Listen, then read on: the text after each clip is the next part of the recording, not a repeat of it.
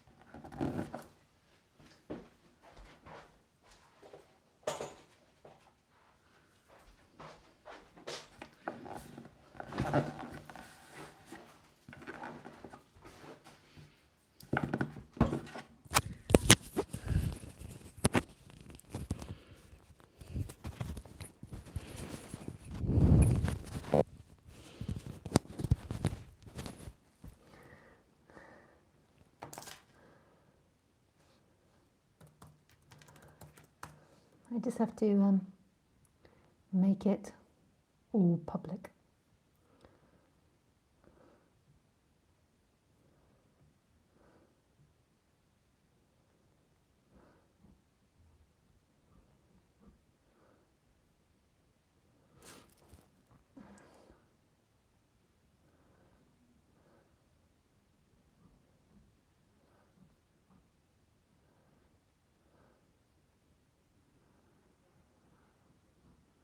Just see, make sure the sound is good. Just see, make sure the sound is good. Very good.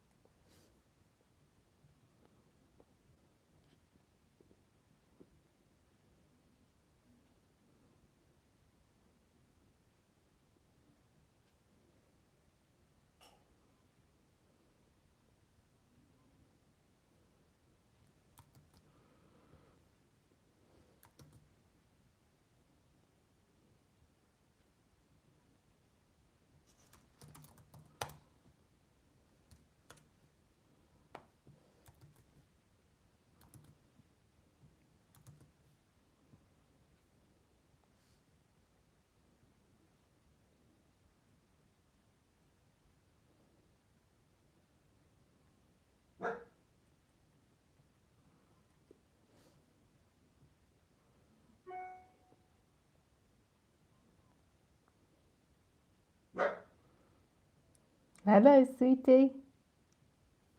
1 second.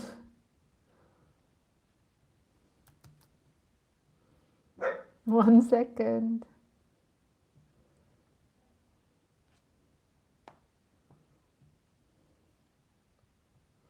I'm going to let the dog in.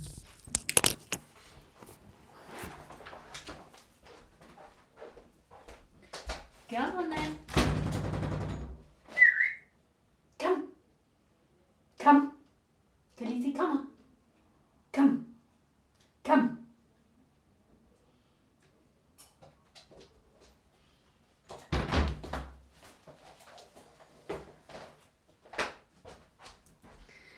She's such a funny dog. She's so intuitive. When we're staying at my parents' house, she has this thing with my parents, and my parents think that she does it with me, or she does it a little bit, but not much. Like when I go to the door, she likes to just sometimes just stand there rather than come in and look at me. But she has this thing with my parents when she's staying at their house, and she barks to come in, and they must have shown excitement around this, because then when they open the door, she then runs away. And so my parents think that she does it all the time to everybody, but it's just to them, because dogs are really like sensitive. So if they've shown excitement, say, around that, my parents, like, or if they've responded to her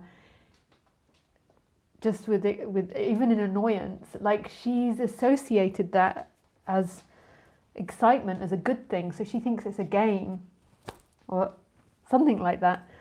So she now I was in the other room and I'm doing my work, and I can hear my parents like, oh, she's done it again. That bloody dog. It really makes me laugh. It's a bit, yeah. Oh, dear.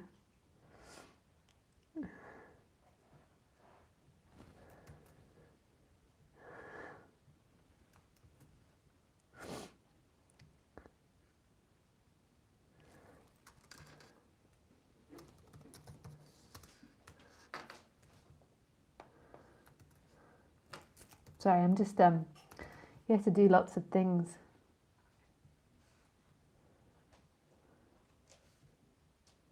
To YouTube. I'm just doing those things, those tasks. Um,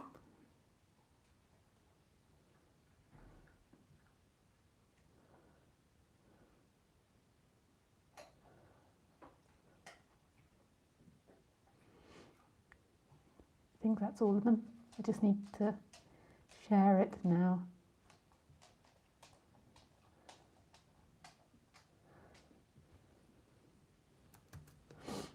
Then we're ready to roll.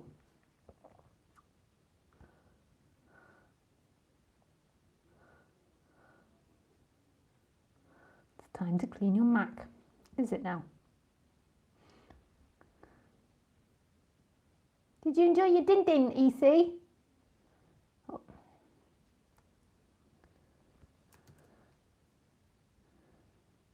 Did you enjoy your din din?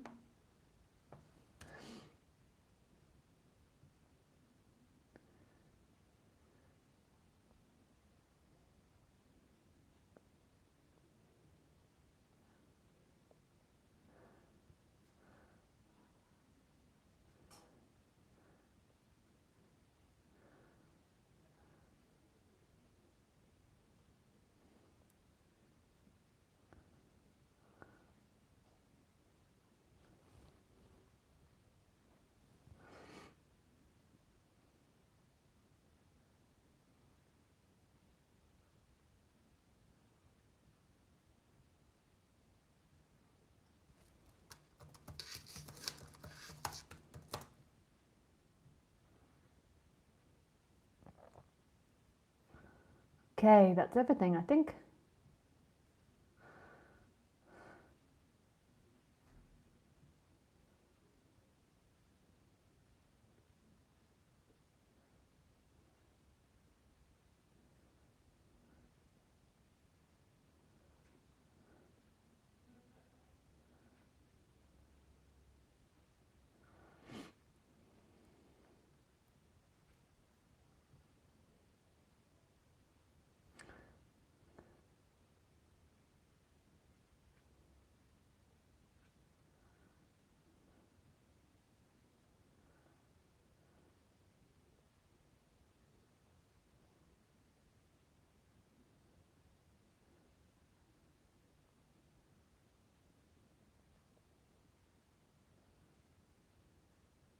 Hey Mark. Hi Holly. Hi Thomas. Hi Isabel.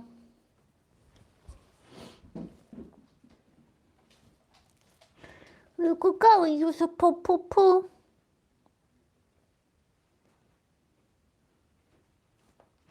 She's had half her dinner, but she hasn't quite worked out. That was only half. But she will in a little bit. She'll come and bark at me. Where's the rest of my food?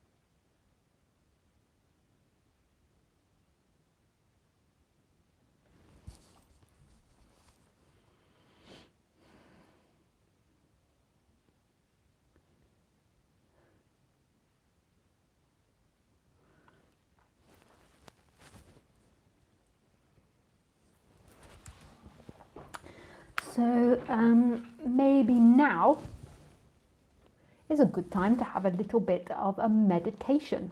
So a little bit of sitting in silence. I was thinking of starting a meditation group. Like, you know, before I got into non-duality, I did like 5 years of meditation practice, and it really helped my personality. It helped me deal with a lot of things. It was really beneficial on the human level. It got me used to spending time not doing things.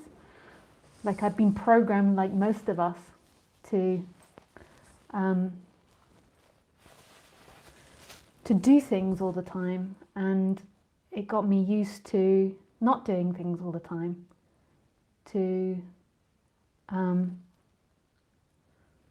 being able to sit, and then that subsequently helped me to enjoy things a lot more. Like, when you get used to spending time alone, you're not so driven by fear of not having anything to do, or something not living up to your expectations, or having to take a car journey for a long time, or a train journey.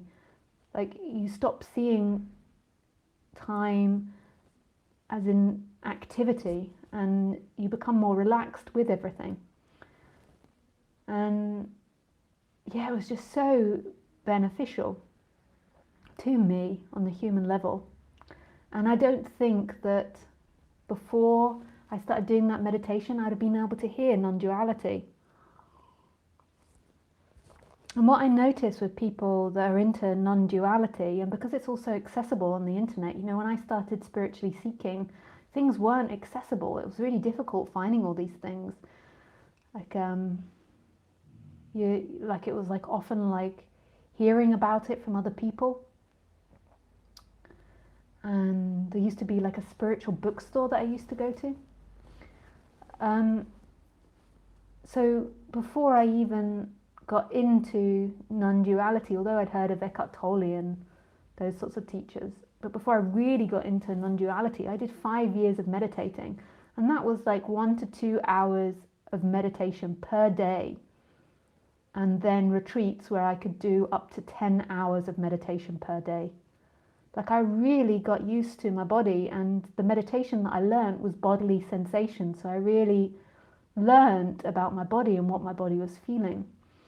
I often notice that people I'm working with in one-to-one sessions, they don't know what they're feeling. They think they think they know what they're feeling, so they have a story telling themselves what they're feeling, which is often very different from what they're feeling. So they have a story telling themselves about something, but actually what their body's saying and wanting is something completely different. And that's really hard for me to point out to people when I'm in sessions with them. And I do point it out, but often people don't want to go there. They're addicted to the storyteller and they're addicted to what they think. So they don't want to really listen to what their body feels. Often and also if you listen to what your body feels, then it might not support a lot of your life. Like you might realize that your body and your life are out of sync. And I just found it so valuable, those years of meditation and understanding my body. So when I went into non-duality, I was very comfortable of sitting with disturbing feelings and knowing that they would pass, and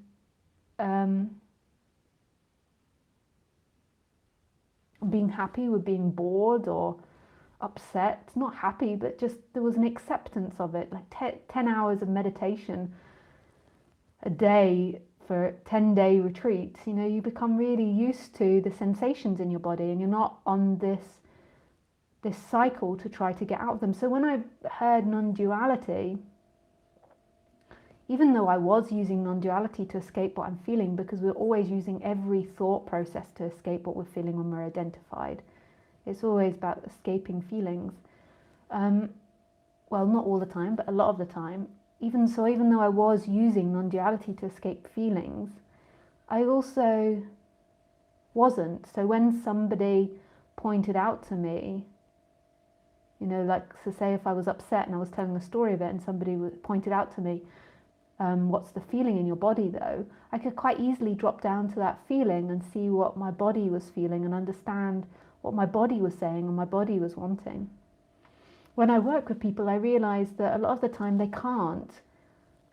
They struggle to identify where feelings are in the body. They struggle to identify what the feelings are, and they struggle to identify what the body wants.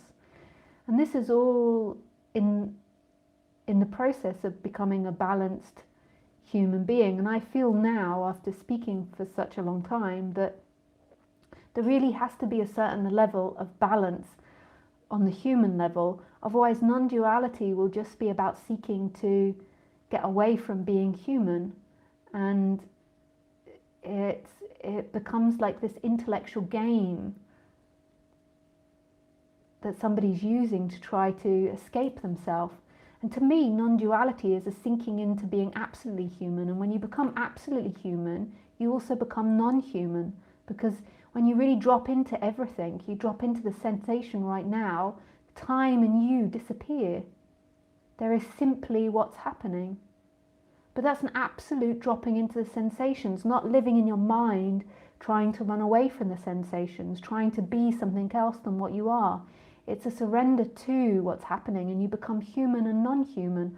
On one level, you become so radically human, and on another level, there's this infinite emptiness that is everything, that's love, that's been forgotten and overlooked as the person's been seeking.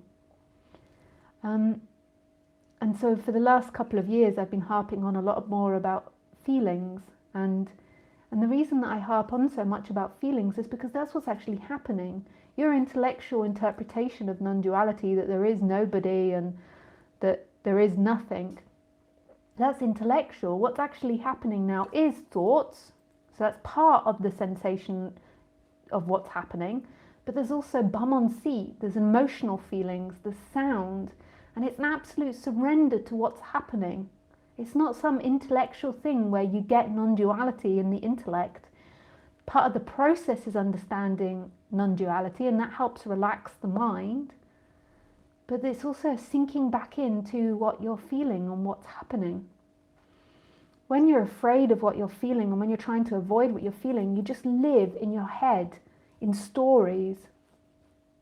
And you're always afraid of feeling something. You're always afraid of feeling fear or afraid of feeling sadness, and you're not even aware of it, but you're setting up your life so you never experience these things. And as you set up your life trying to avoid negativity, you actually begin to become dead, and then you stop experiencing joy and happiness and freedom, because you can't cut off one without the other.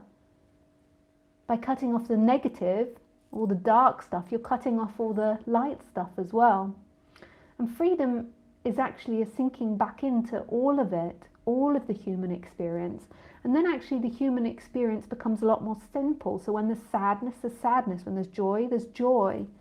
And you're not stuck in this mental acrobats trying to get out of sadness and trying to stay in joy, which you're most probably not even conscious that you're doing. It's something, it's like an energy in the body that's always trying to stay in positivity, and the positivity is found in time. But until the human, on the human level, becomes more aware of the body, everything that I say to you is just intellectual, because if you sink into the body, this just becomes obvious. This no longer becomes a teaching of me teaching you. It becomes obvious of the way that you're functioning. Like the answers are all in you. You don't even really need a teacher. But in one way you do, because otherwise you'll keep going into your mind. The mind is so addictive to remind you to go into the body. But in one way you don't need a teacher, because the answers are all there. If there could be a surrender back into the body, a surrender back into what's happening, because sensation is what's happening, feelings are what's happening. You know, there is no body, there's nobody there, this is a reality of oneness. Those are thoughts, and yeah, the thoughts are here, but they're only one part of experiencing, tiny part of experiencing.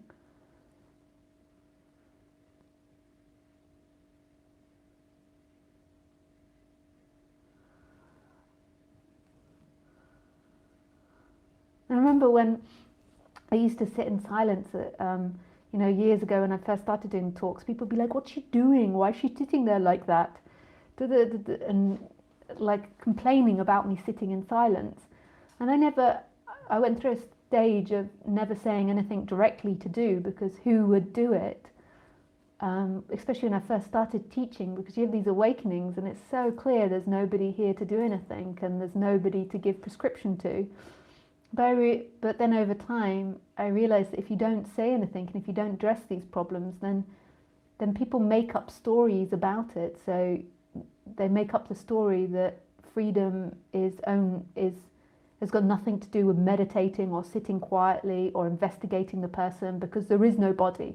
And that's somebody's interpretation of what I used to say, or the way I used to speak, or the way that more Neo-Advaita teachers speak. And that's not actually what they're saying. They don't actually say don't meditate, but that's what the person in the mind interprets, because they don't understand that they're not actually saying that. They're talking about something that's radically free here, that's got nothing to do with what you did in the past or did in the future. But that's an example of how a very active mind totally misinterprets of the subtleties of what's being said, and then makes up its own story, and then lives in this story of you don't need to meditate, there's nothing to be done. I've never heard a non-duality, Neo-Advaita non-duality teacher say there's nothing to be done. What they say is there is nobody. And then the person interprets that as there's nothing to be done. Meditating happens. And that's the truth of things. Meditating does happen. For no one. And so that's why when you first start speaking, normally you don't want to give this prescription, even though it's not prescription, it's description, but you don't want to say meditate or do this or do that, because there is nobody to meditate. But if you don't say it, then people assume that you're saying don't meditate, which isn't true either. It's a really difficult thing to talk about, non-duality. It's like a delicate dance. And I feel like it's way more important to to look at the experience rather than to talk really intellectually about non-duality. So often when I do sessions with people, I focus on more what their experience is. People don't often like this. They want me to do a session with them where I give them the high of wholeness, because I can also do that. You most probably experience it when I'm speaking about non-duality. It can give you this high and this freedom because you're resonating with what I say, which is beautiful. But when I do a session with someone, often what I like to do is point them back into their experience. And because they've been seeking for so many years to escape what's happening, when I point them back into actually what their experience is, it's uncomfortable. So then they often interpret that the session didn't work or was bad because I was uncomfortable or I noticed discomfort. And they think that the session is about getting a lollipop, because that's what everything else is in life. You work hard, you get a lollipop, you get a goodie.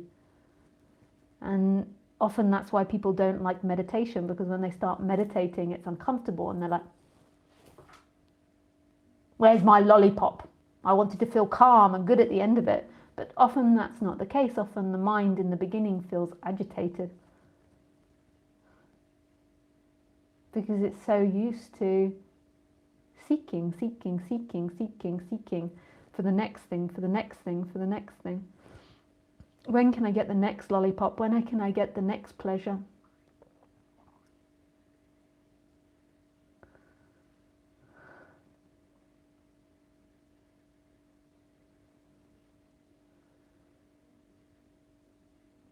And what I used to love about Neo-Vita teachers when I used to go and see them is one thing you'll notice they'll do is they very cleverly shut you up and make you sit there. If you go to their talks, they corner the mind, they stop the mind, and then they make you sit there. Like you get to the point where you can't think of any more questions, so therefore because there's a session going on, like it's a 2-hour session, there's no more questions you could possibly ask because they've put all the barriers up. Nope, there is nobody. So then there is a forcing into natural meditation, but the person isn't aware of that. And I used to just love that, watching them do that.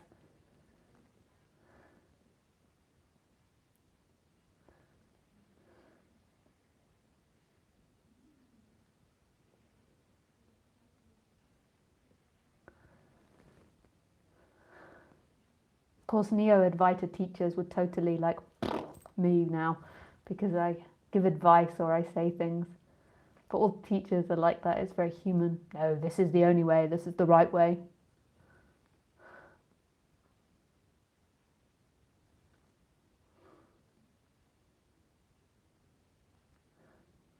I like to really appreciate each unique individual expression of it.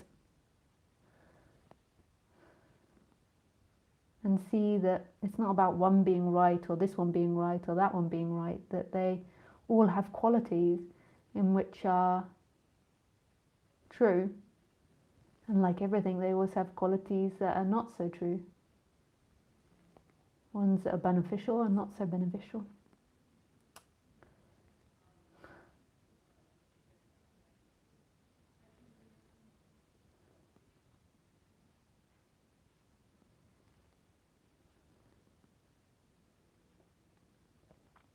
So let's just do 10 minutes of sitting, or I don't know, so a little bit of sitting, and just go for it. You don't have to fast forward or go and do something on the internet, just sit.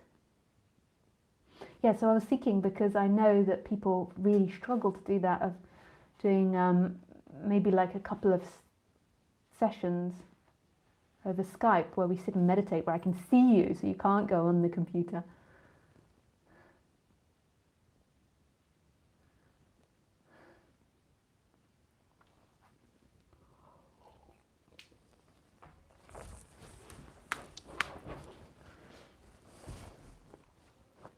So there is absolutely no goal here.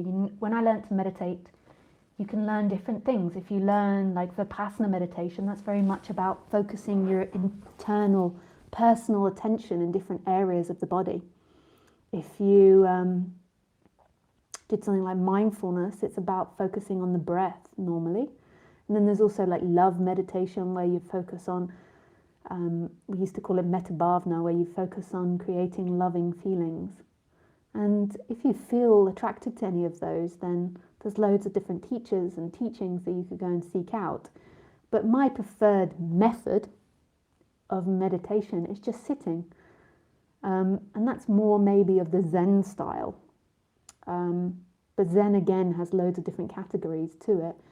But mine's more just sitting. So it's not that you have to focus your attention, but you just allow the attention to go where it wants to go and just trust that it will begin to settle down. I see it like, imagine if you had a bottle with mud and water in it and you shook the bottle and the whole water would become really brown and muddy, and then you put it down, and then after time the mud sinks to the bottom and the water begins to become clear again. So you just sit and you let it, like if the mind gets really neurotic or goes into loads of worries, just trust that it'll begin to pass. And if it's really uncomfortable and you feel like that's not working, then what you could do is you could just focus on your in and out breath.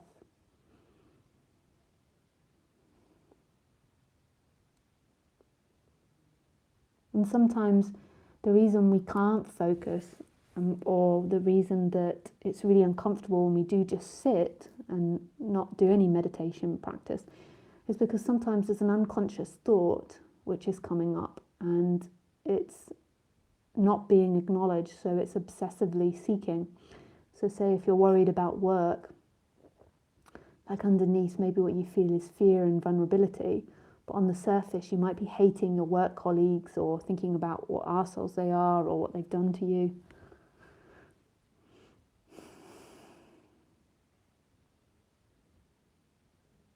Etc., etc., etc.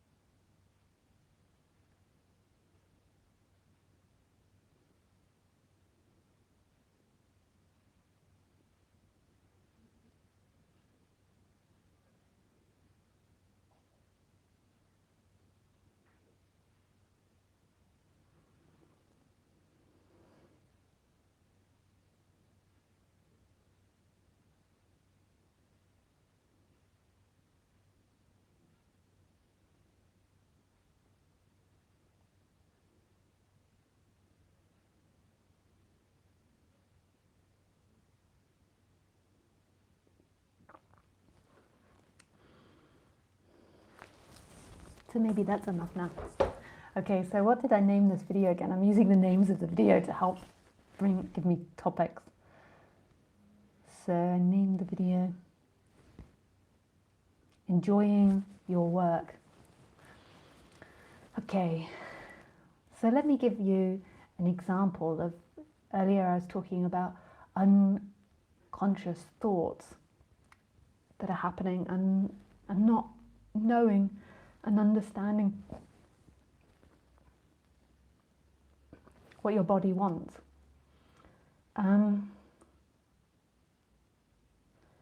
So when we make any choice, we have the ability to think about it, and we have the feelings around that choice.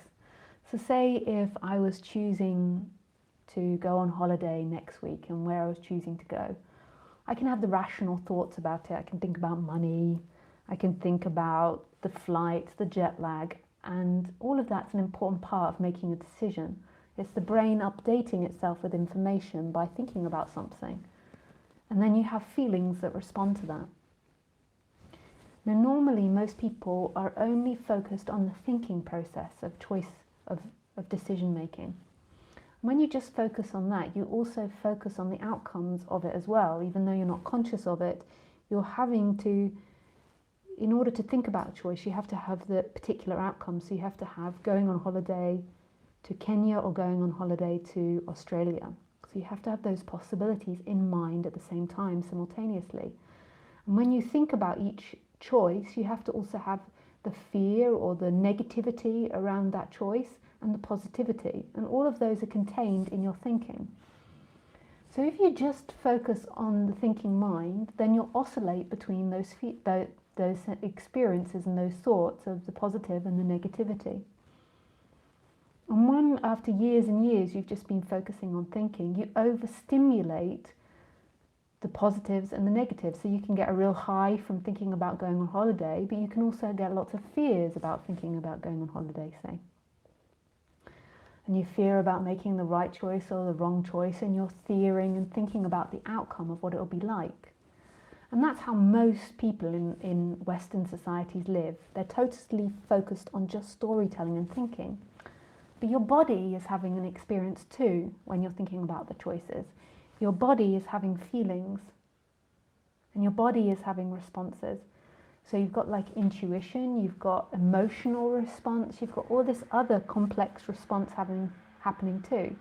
And I feel like when you make a choice, like you should be, say, sort of 70% focused on the body and 30% focused on the thought. The thought is just one element to the way the body works. Thinking is important. I'm not saying ignore all logic, but thinking is certainly not worth half the thought, like if you proportion it out. And for most people, it's the whole experience of making a choice. Thinking is only part of the experience of making a choice. And learning and understanding about the body is another way to make a choice. So you first of all learn what the body wants. So when you go on holiday, you want to relax. Now, this isn't just a thought process. So you think about everything you've done over the last year, and you think, okay, I need to relax because it's been so busy. That's a tiny part of your decision making. That shouldn't be important. Like, what does the body want? So you ask it, do I want to relax? And you just see how the body experiences that thought. And you can either have, does my body want to relax? You can either have a positive feeling or a negative feeling come up that's got nothing to do with thoughts. The body is just responding to that idea. Do I want to relax, or do I want a really hectic, busy holiday? And the body will have its response, and that's a really important part of making a choice. But most people have no awareness of the body having a say in anything. Normally the body is totally unimportant. Like, you can tell by the way we feed it in our society, the way we treat it. It's like everything is about the head and thinking. We are just thinking machines. So also say, say like who you go on holiday with. Maybe you want a break from your partner, but you're not conscious of it. So every time you think about going on holiday, something doesn't feel quite right. And so you just investigate what it is your body wants. So do I want to go on holiday alone? Maybe there's a positive sensation from that. Do I not want to go with my partner? And then there's a positive sensation. And etc. Like this is the, you learn what the body wants and what it doesn't want. The same should be with eating as well. Like that's a really important one. But with all types of things. And yes, thinking has relevance. I'm not saying throw away all logic. Like if you haven't got enough money for the holiday, like just putting it on credit card isn't necessarily the best idea in the world. Like, but you learn to let your body have the say. It's so important to learn what your body wants. Okay, so let's go back to job. So a lot of people in our society, so in Western culture, I don't know so much about other cultures, so it would be a bit of a guess, but I think that a lot of cultures now are ending up very Western. So say in Western culture, well, the way it was for me, I was very lucky actually because I was an absolute failure at school, which gave a lot of benefits because I escaped this. Like I had severe learning difficulties. It was so severe that my teachers wanted to put me into special needs school because I had such severe dyslexia. And then my parents just couldn't understand it because I was very, before I started going to school, I was very capable and learnt very easily. And so they sent me off for an IQ test and I came back, I had quite a high IQ. And when they showed it to the school was really shocked because the school had been like just sending me to the corner and treating me like I was an idiot. But I was actually quite above average on my intelligence, but just I couldn't learn in the regular way because I'm really super creative and I learn mostly from imagination and feeling and very intuitive. But our schooling system doesn't accept or recognize that, and they normally just recognize one way of learning. And it actually was a benefit for me in a way, because everybody was taught that they had to pick a career, but I couldn't pick most of the careers because I couldn't succeed at school and get all these grades. Like I couldn't pass these tests. That like this isn't me being negative. I wasn't that way inclined. Like I couldn't, and you know I was realistic about this. Like I'd been put down a year at school. I failed most tests. I was bottom all the time because I just couldn't sit there and write and learn answers and answer it. So therefore, when it came to picking careers, I knew that most careers wouldn't work for me. I couldn't become a doctor or a lawyer or a historian or I failed at nearly every subject except practical subjects. So any subject that was practical, I really excelled in. So in a way, that was a benefit for me. So I didn't really get etched into what career I'd have. Like my parents couldn't really push a career on me. It was mostly about, they were taught by the Dyslexia Institute just to encourage me and try and bring as much positivity around education and learning. It was like, fuck career. Like, let's just help her be positive about her experience at school because it's so negative the way the teachers treat you. And all my friends, they, especially because I went to a paid for school a lot of the time. I sometimes went to government schools as well, but I also went to paid for schools. So a lot of my friends had a lot of pressure on them to be a doctor, to be a lawyer, to be a professional, like to have a trade, a very high paid trade. And so they all fixated on that, partly because that's what their parents wanted, and out of fear, like a fear of, and excitement, but fear of not making money because of everything they'd been taught by the education system, that they had to be someone. So they went into these careers often out of pressure from family, trying to live up to expectations and fear of not having a job, a particular job. And there was no sense of actually what their child wanted to do, what their play wanted to do. And the way that you know that is through your body. Like what their body responded to. It was a very intellectual process, this picking a career. And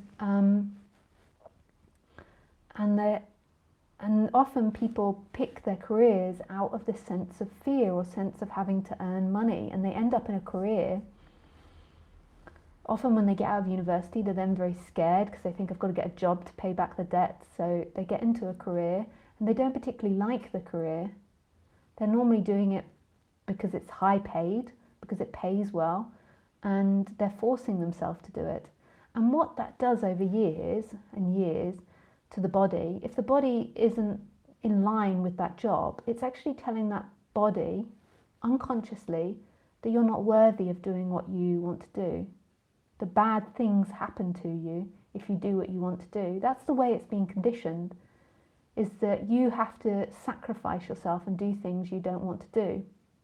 And then you've got to fear money. But that's not conscious, that's just the way the body is responding to every day going to this job, or 5 days a week, or 6 days a week going to a job that's not in line with the body. And I'm not going to say that you're going to find a perfect job and live happily ever after. But if you find a job that's more in line with your body and what your body wants, then you're not going to be conditioning yourself that you're unworthy to do what you want.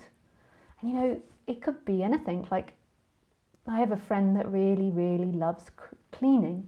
They love it. They love cleaning, and I can get what they love about it, like the perfectionism of cleaning. But to them, they would never think of that as a career because they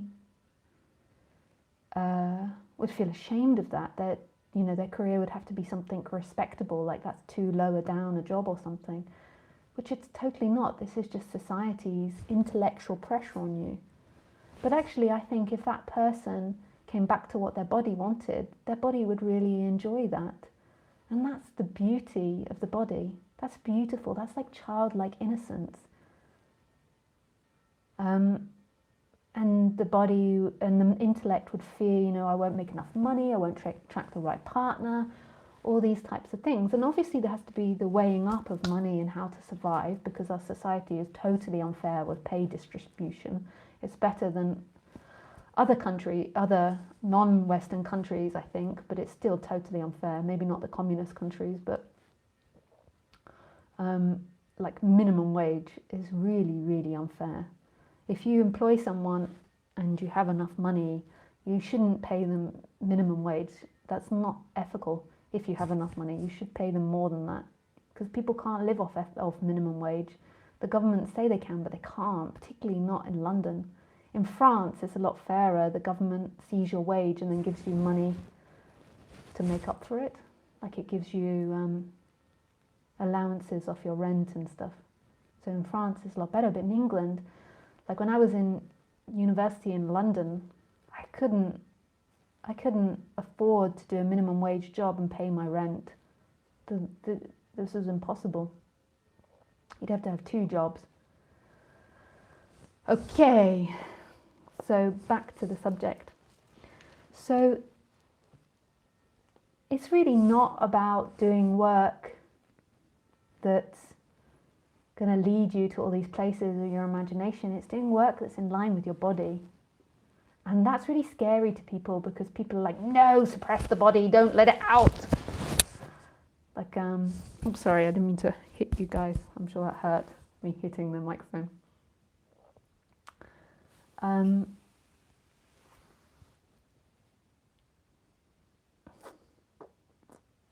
Because, you know, it might question your life, your current life circumstances, and that's really scary to most people. But often that fear isn't actually what your body feels. That fear is a mental story that you're repeating to yourself because you've been taught it and you've followed and you've believed that thought. Underneath, maybe your body feels excitement and joy at the possibility of something new and different. And why would you listen to the intellect over the body? I'm not saying just listen to the body, but why? Why do you think that the intellect is king?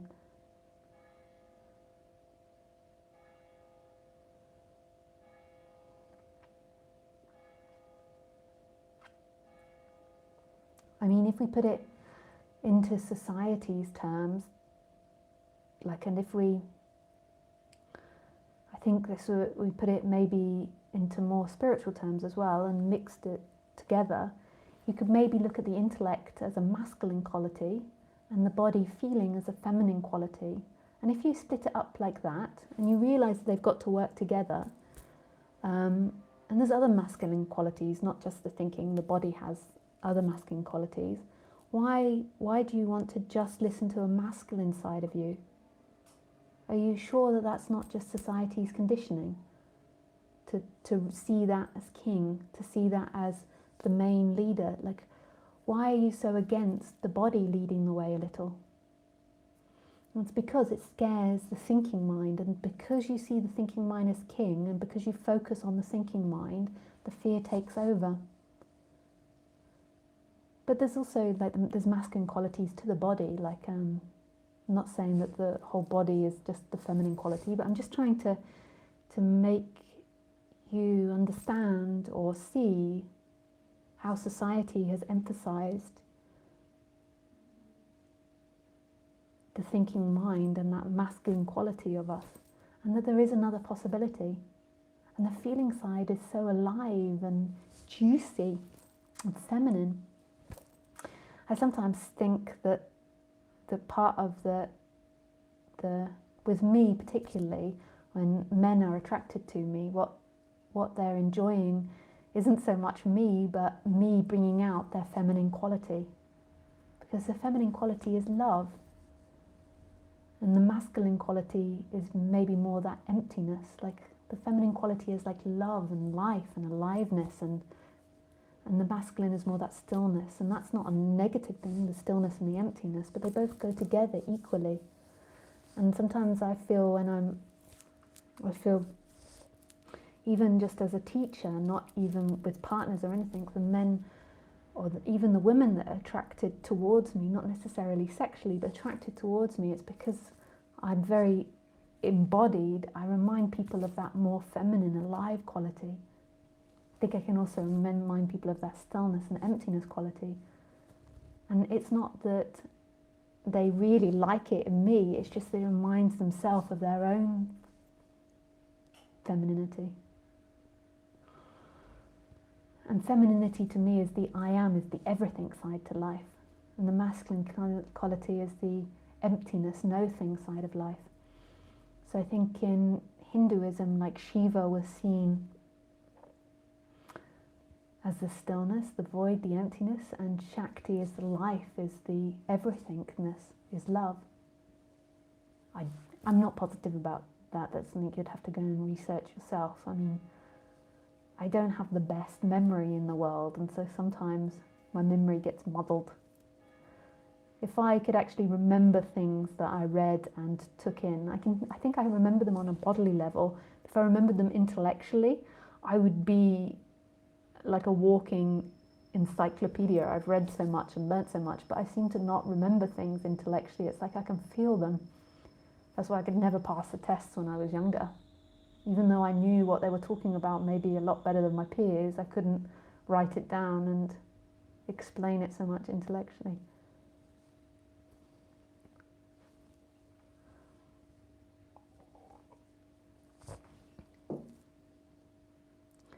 So the way that you love work is by letting your body be involved. If your work is just about the mental, then it's going to have the polarities of enjoyment, of hate, of love, of hate. It'll become dead as well. So you let your body in. Okay, we do questions. Do questions now. If anyone wants to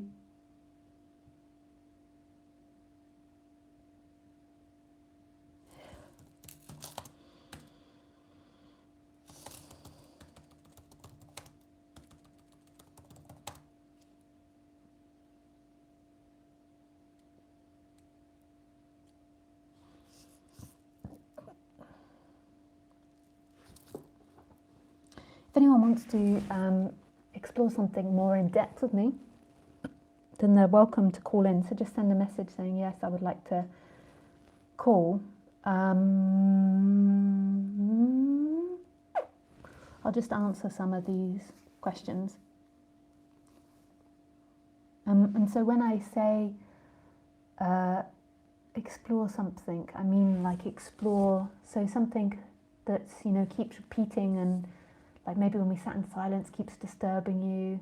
Or maybe we could do the work subject, like we could explore if you're already disliking your work. Okay.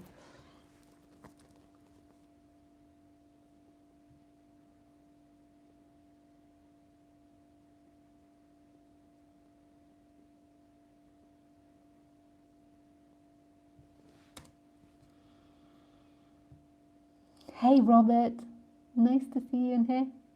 Hey Julie. Yeah, hey Julia, yeah, nice to see you and Mark in Spain. Hey Danny. Hi Thomas. Oh, just what I remember about Spain, I think it, yeah, somebody wrote and reminded me to advertise Spain. So I do retreats in Spain twice a year, and I've got one coming up over Easter, so you can find out the details on my website. It should be attached on the side of the video.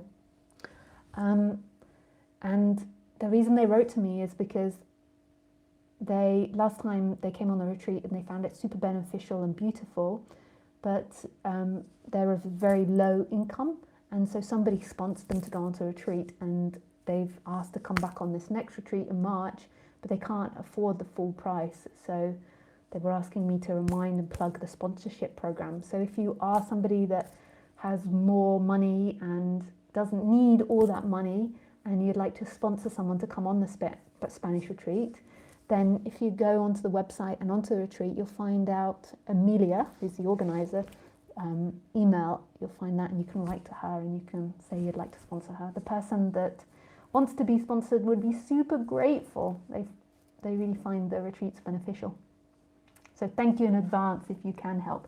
And you don't have to pay the whole amount. Last time I think a couple of people funded her. And I love that, I have to say. I'm sure from listening to me for a long time, you know that I'm not really pro-capitalism. Somebody wrote to me the other day and said they're not listening to any more because they think I'm a communist.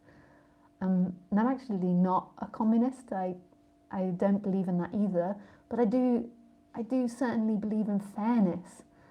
Like, I think that everyone should be able to strive and have difference, and I love difference and uniqueness, but I do think that capitalism is slightly unfair on people, and I would love to live in a more fair society that isn't pumping the plastic waste into the ocean and using third world countries as slaves in order to keep prices cheap for us Westerners. I don't think that's fair, and so I'm not pro that, but I'm certainly not a communist. I'm certainly pro individuality and diversity. I wouldn't be able to be an artist without that. I love the fact that I get to live in a society and I get to explore these different things and I get to be an artist. I consider myself an artist, by the way. I know you most probably consider me a teacher, but I see this as art, speaking about it, like it's an art form. Everything really is an art form. But also I write, and I see myself more like that. Even though I'm considered a professor in my taxes. Professor of philosophy. Je suis professeur philosophie. Yeah, I'm taking French classes. Je suis professeur of philosophy.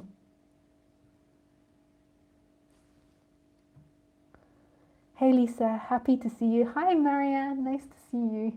Yeah, happy to see you. Hi Thomas. Khaleesi is a smart dog, so know how to get attention the way she likes it. I love sitting in silence with someone who's comfortable with it, but it seems few and far between.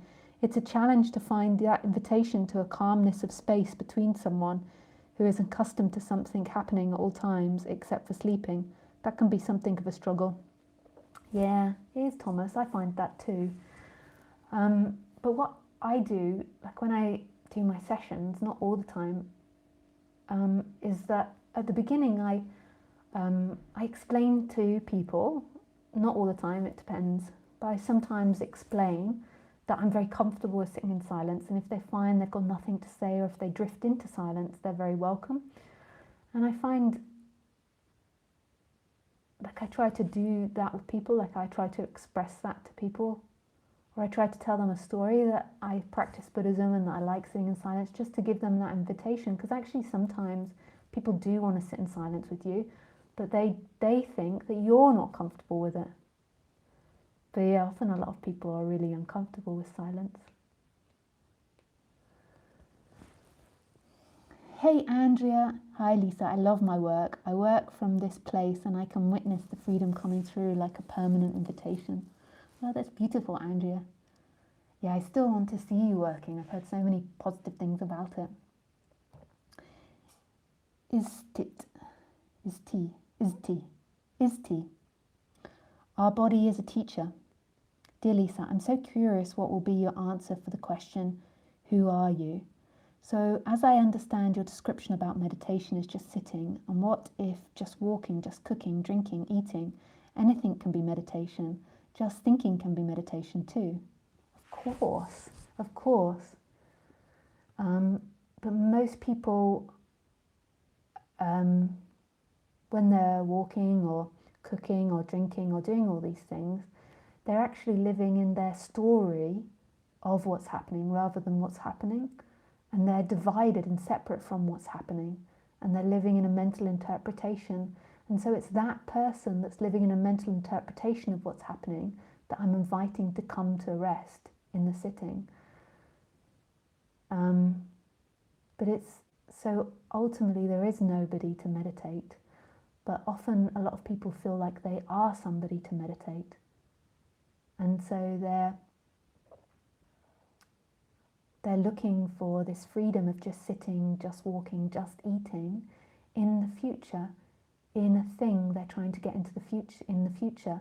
And they have no ability to hear that there is this stillness beyond themselves. There is this freedom beyond themselves. And I found that from speaking about just that, the absolute perspective, it was very misunderstood from people that were still tightly held on to that person, and that person tried to be absolute because that person didn't have any sense of just sitting, just walking, just eating, just looking. They were too involved with themselves.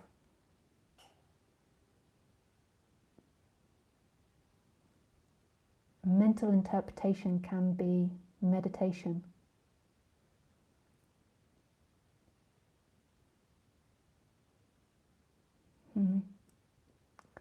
I think that you don't understand what I'm saying, Isti.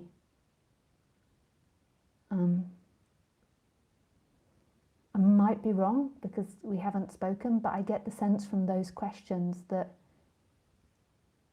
you're wanting to turn this into something mental and you're not hearing it beyond the mentality.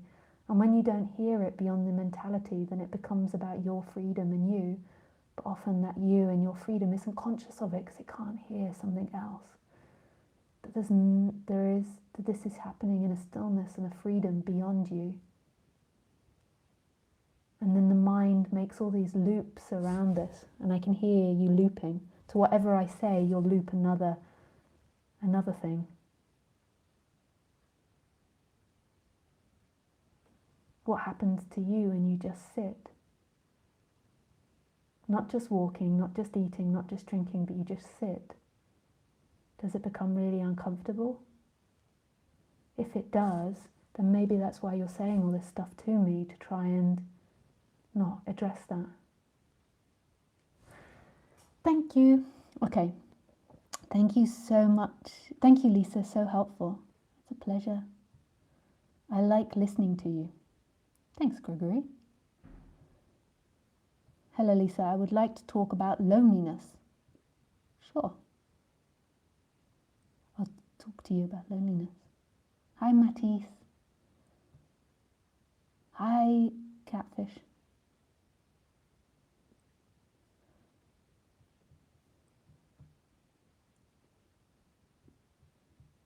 Hi Lisa, I'm currently booking a place on your Spanish retreat. This is from Keith. I guess many people might say that I have enough money to sponsor someone, but to be honest, I feel terrified of not having enough money. A common fear, I know. Also, when I was studying philosophy at Oxford University, I met a shepherd with severe dyslexia who lived in a caravan. He was able to take on all my intellectual ideas, and he was able to take all my intellectual ideas. I've never felt so naked. Yeah. Yeah, a lot of people have a misunderstanding about dyslexia. So one of the most famous dyslexics is Einstein, which is really shocking to people. And he actually, I think the story is, as a dyslexic, you get taught this. I used to have to go to the Dyslexia Institute. I think he got chucked out of university because of his dyslexia, or chucked out from being a teacher. I can't remember what it was. There was something that he got kicked out from. And if it hadn't been for that, he wouldn't have gone on to do his work. But yeah, so dyslexia actually isn't a disability. It's considered a disability, but it isn't a disability. It's just a different way. Einstein was useless at maths at school. Yeah, like yeah.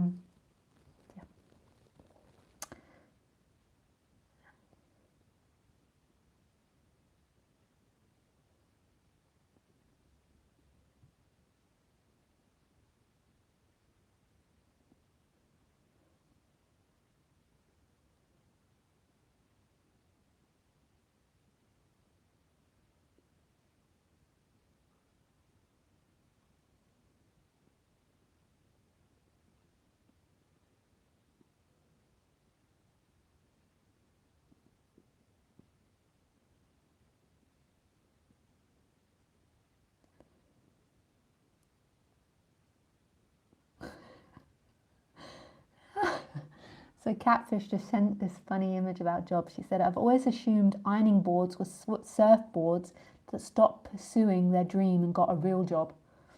That's so funny.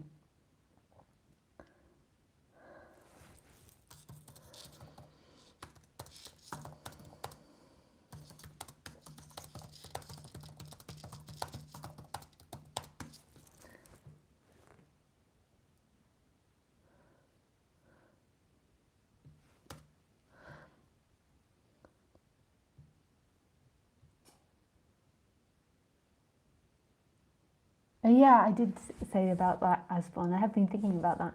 I just have I have a lot of lists of things to do. I'm sure I've told everyone, but I'm moving house and renovating it, and then also I've had to do double lots of taxes in French and in English, and it takes a lot of time to do these sorts of things. And then in order to do the online retreat, I have to set up the technical side of it. I need an assistant. I need a, yeah. Well, I have people that help me. I need just some more time to do it. But hopefully I will try and organise something like that in the next coming weeks. I reckon 2 more days of taxes and then I'm done. Fingers crossed.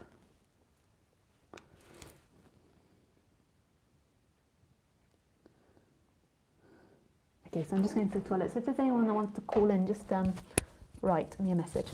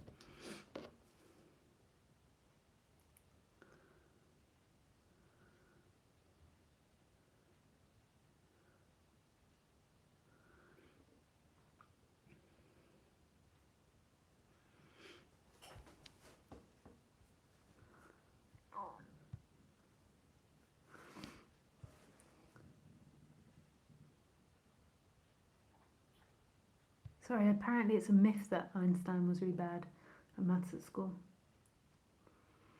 There was something that he got kicked out of, but I forget what it was.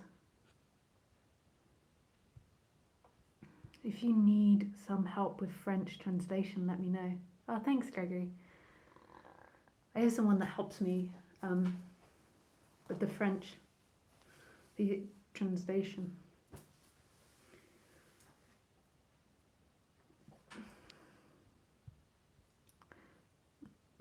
Thank you for the offer, though. Hi, Lisa. When you see the person as not who they are, how do you live from that state of pure awareness instead of from the ego? It seems like there is some sort of intuitive impulse to action that feels light and free, which has nothing to do with the person. It's different than the addictive compulsive behavior I'm used to.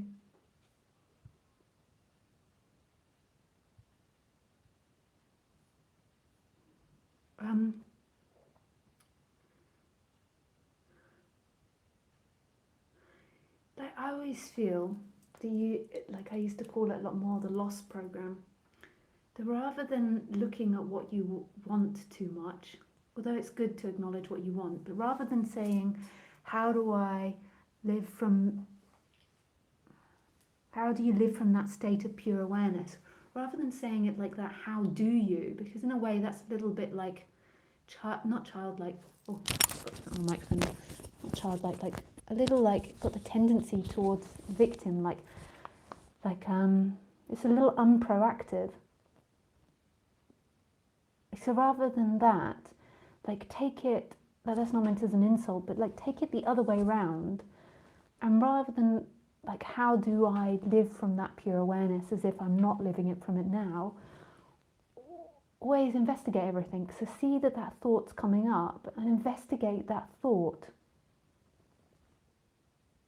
So it's like everything is a way to take you back to what's actually happening.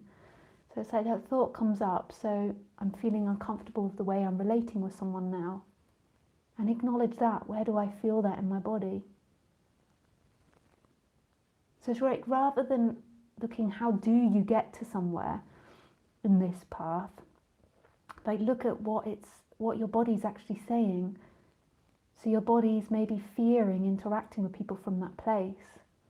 Or your body's not wanting to interact from that place anymore. And then just acknowledge that.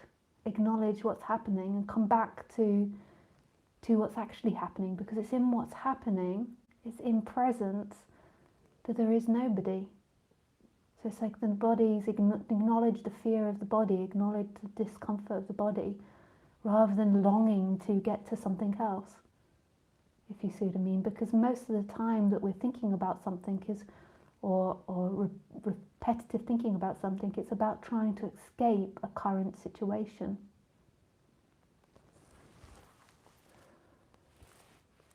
The one that got kicked out of school, is addition, Lisa. Oh, he failed at addition, adding up. Hey Lisa, you are wonderful. Thank you so much for the talk. So I have a question about fears and what to do if my mind doesn't want to be in silence. It's really bored just to sit. If I don't do the practice, I become very emotional and I can hurt my relatives. Yeah, so it's just acknowledging that boredom that comes up. So what's that boredom saying? Is that boredom fearing not having activity? Is it fearing death? Is it fearing emptiness? Is it fearing silence? Like explore that boredom. Is it fearing not getting somewhere?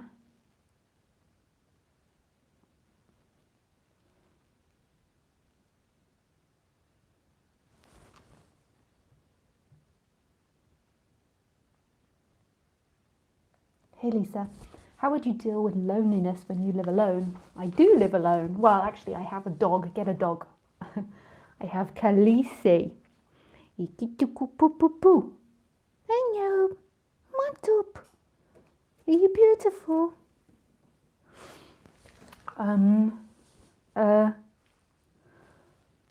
Well, I mean, because when I was younger, I did so much meditation that I just became very used to feelings. And, you know, if I feel loneliness, then it's just the sensation of loneliness. It just comes up and it disappears. There's no impulse that's saying it's wrong, it's bad, and I have to get rid of it.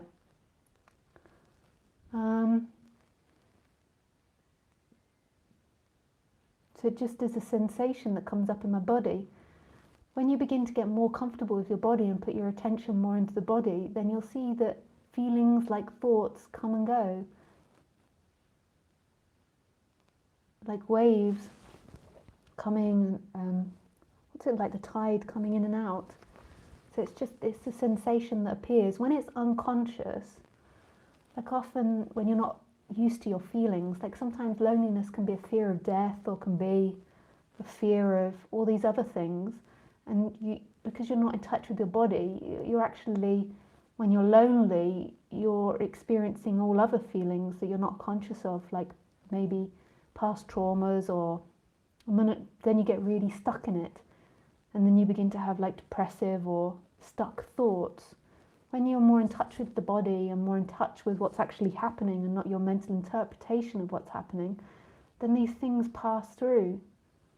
Like, I'm not saying in any way that enlightenment or liberation, to me, to other teachers it might be different, but to me it's about getting rid of feeling. To me it's about full-on feeling, but an intimacy with feeling.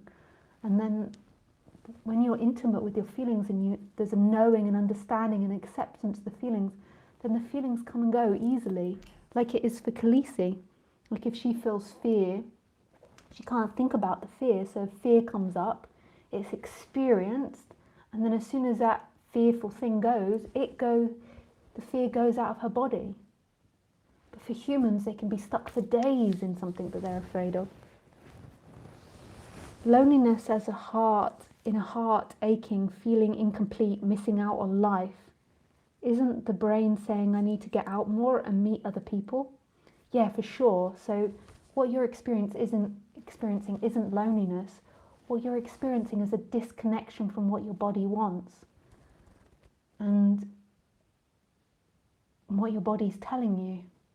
And I can't do that quickly with you now. I can't just give you the answer that's going to be like, and you're going to just collapse, and maybe I can. This is it. Maybe that works, and then there's just an explosion. This is it, baby. But that's something that I'd have to work through with you bit by bit, because so when you feel lonely, your heart begins to ache. So that might be from like a past experience or a memory where you're telling yourself you're not good enough or you're not wanted. So all these things are happening in you, and then your brain gets stuck, and I can imagine it gets stuck in thinking should go out more, there's something wrong with me, and your mind gets into all this clusterfuck. Sorry, I know that some of my listeners do not appreciate it when I say a swear word. If I said it in French, would it be better? I learnt a swear word in French class the other day. Le maire. I forget what you say before. Le maire? French speaker out there? Maire. I just know it's maire. And when I learnt it in class, I was like, God, I hear the French saying that a lot. I didn't know what it was. They sort of like, blah, blah, blah, blah, blah, maire. And it sounds like merde. It's shit, yeah. Merde. But how do you say it? Do you say le merde or un merde? What comes before merde? La merde? Le merde. I don't know I can't remember how you pronounce it. But what's the thing that you say before it? You just say it like that, merde, just that one word? Or just say merde? How you just say merde? I heard it so much in sentences, and I was like, oh, that's what it means. I knew it meant annoyance with something. You could tell it was like, to merde. I'm soon going to be able to speak French. I can notice that I'm beginning to, it's like you begin to open the door and get let into a secret world. Like I'm beginning to be able to follow things. Like the other day in French class, we we had to write down what the person was saying, and I'm the worst in the class. I know you might think there's a past trauma for my dyslexia, but it just so happens that I am, because the others just have more French when we started. Maybe I'll get better than them. But when I was listening to it, I think the teacher thought it was too hard for me. Like, he was like, is this okay for everybody? But I actually understood a lot of it and got some that other people didn't get. I was impressed. Like, it's like you begin to be opened up like a door. Ah, that's what that means. Okay, sorry, enough about that.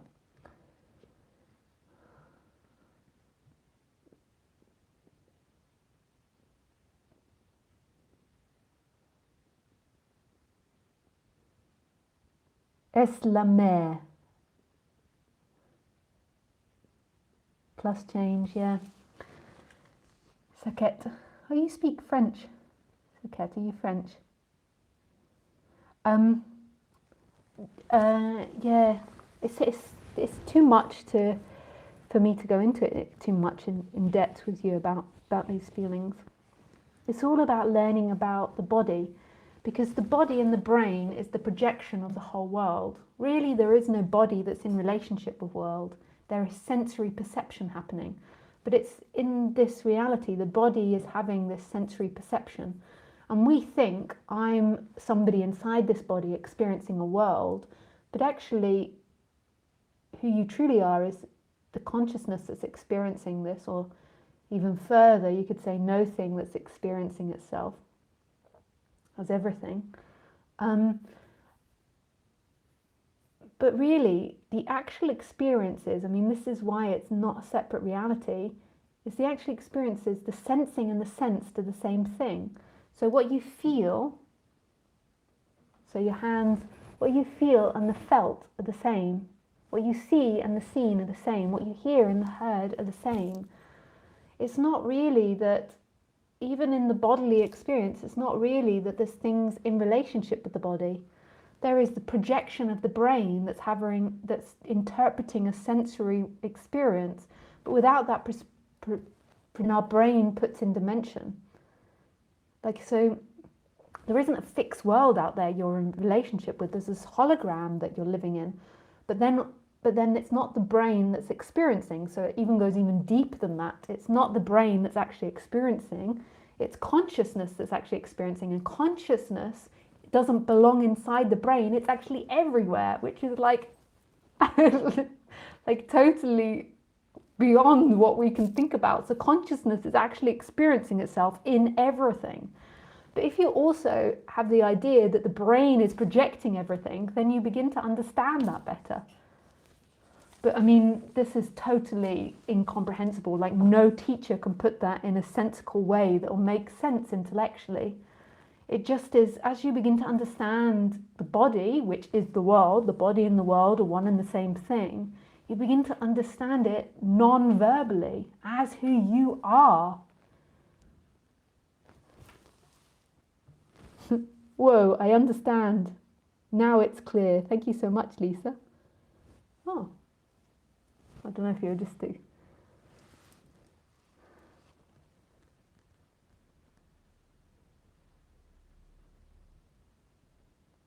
Oh, I think I missed it, Holly. Is our body a projection of the mind? The mind and the body are the same thing. Like, you can't really separate it out. Like, scientists can't even find where thinking is. Like, thinking, they think that thinking is actually in organs and not in the brain. But they can't find it in the brain, thinking. And then when they've done organ transplants, they've often found that in the new patient, the patient has thoughts that's had the organ put into them, that's had thoughts or known things about the other person, of who that organ came from. So it's like, what is the mind? Like, the body and the world are the same thing. How could you separate it out? And then, better than that, is that consciousness is experiencing all of this, and consciousness isn't inside the brain, isn't inside the body, it's everywhere. But that makes sense when you begin to see that the world is a projection of the body. But it's not your projection. Often the ego likes that, or the mind, the person likes that. I'm projecting this world as a separate person.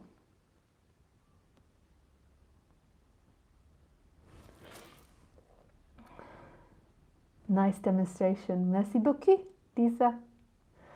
Thanks, Akit.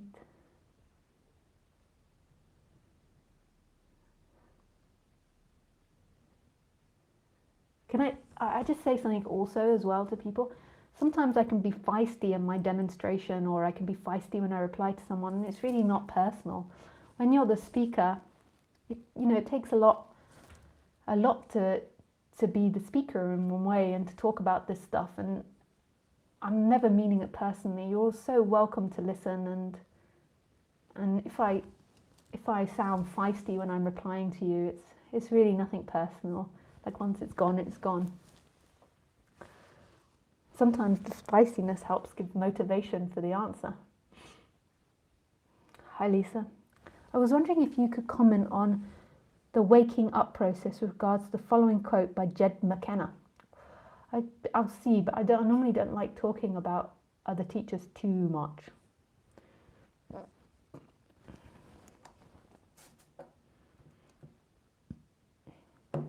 Trying to wake up before you absolutely must is as ludicrous as slicing off parts of your body an ounce a day, as barbaric and unthinkable as cutting off parts of your body may sound. I can assure you that anyone who has ever woken from the dream state was driven by equally non-endurable mental and emotional forces. It's something to consider the next time you hear the pop guru du jour. The moment of his glorious epiphany, I was walking in the park, children were laughing, birds were singing, when all of a sudden, it's so tragic to me to think that after having transcended such enormous struggle in my life, that waking up requires even more immense torture of mind and emotions for it actually to occur. What a bummer. It's not always like that, but like even Carl Jung speaks about it. Like I heard Carl Jung talking about awakening, and he said that there's two different types of awakening. There's awakening that you do consciously on purpose, like we're doing now, and there's the unconscious awakening. And he said the unconscious awakening often comes when you find out your life is a lie, or that your partner has been lying or deceiving you, and you can't mentally form your life anymore. Like what you thought was your life isn't your life. Like the person that you knew was a complete lie. And this can often create an unconscious awakening, or ego death, he calls it. And this ego death can almost like drive the person insane that's not doing it consciously. So when somebody finds out that their whole life, or a lot of their life, has been a lie, it can often drive the mind insane, because the mind can't hold on to anything that it thought was the past. And what it does is it sort of like hotwires the mind. It can't tell its story of itself anymore. So there is a collapsing, and in that collapsing, it's normally a terrible emotional struggle, because the way that most people live is through a constant story of themselves, and when it can't tell its story of itself, it kind of goes crazy looking for a story, and that can either lead to someone going mentally insane and being put in hospital, or it can lead to awakening. But these are the awakenings that happen just by life itself. And I've heard lots of these awakenings, like I think it happened to Eckhart Tolle, and this other guy I heard it happen to, who lost his whole business. He had like a massive business and it all went bankrupt, and a massive awakening from it. And then there's people that do it consciously, and the people that do it consciously are basically, they stop running after what the mind is asking for, and this is very painful. So it's like they stop running after their normal addiction patterns. So they stop looking in work or money or their lover for freedom. And in stopping that movement and momentum, their mind can often come up with hell, like great agony can come up. So when you're chasing after, say, a beautiful woman or a beautiful man or lots of money, your mind is focused on that. But when you see that that's not going to give you happiness anymore and you stop that, then your mind can haunt you of the opposite, of no money, of ugliness, of never getting anywhere. And this can create a collapse too, as well. This kind of stopping. But it's not really your choice to stop. It's not really your choice to get into this subject. And it's not something you can do. And it can be incredibly painful at times waking up, because for years and for generations, humans have been chasing the rainbow and addicted to chasing the rainbow, and stopping chasing the rainbow can create immense suffering, because a helplessness, a hopelessness and heartache begins to come up. So it does tend to be dramatic, but for some people there is another option. It seems to just be a gentle fading away of that suffering, like just a gentle movement. And for some people, and I've even heard stories of some people not even really noticing that moment of shift. It just sort of gently fades out. So mine tended to be the dramatic one. I had lots of mini awakenings, but I had to go through a lot of suffering. But I had had quite a lot of trauma to work through. So I wouldn't worry about that thought process that you're going through, that you're afraid that you have to go through more. I would look at that thought process as what it is. So investigate that thought process that's scared of more pain. You see, the mind is so tricky, it comes in at all angles. You always look at what it's doing objectively. So you read this quote and your fear is that you have to go through more pain. And then you just recognize that thought, recognize that there's fear coming up, and then move away from that. And that naturally happens as you recognize it, you move away from it. Thanks, Harley, for your question. I'm afraid of madness and hell by doing this. But the irony is that it was being in madness and half hell that led me to this, in my seeking for a way out. I hope I'm finding the gentle way. Yeah. I think I was afraid of madness too. If you've read my book and know about my family and stuff, like there's a lot of pressure on me to be normal and sane, and so I think there was fear here too of madness. And in a way, we are all mad as human. I remember a quote by Eckhart Tolle. He said, "The difference between an enlightened person and non-enlightened person is the non-enlightened person is mad but thinks it's sane, where the enlightened person is mad but knows it's mad." I thought that was so beautiful when he said that.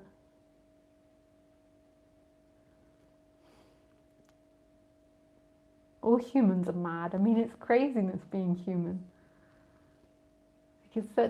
This world is so full of wonder, and it's so funny what we do as humans. But we're just so used to it, we think it's all normal.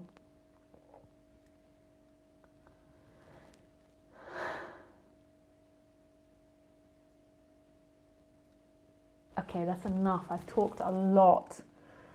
I have talked a lot tonight. Okay, guys, I love you.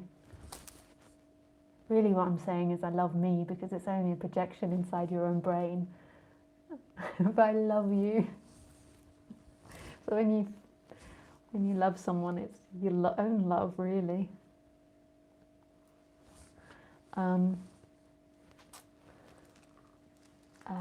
And I shall be broadcasting again on Sunday at 6 p.m. French time.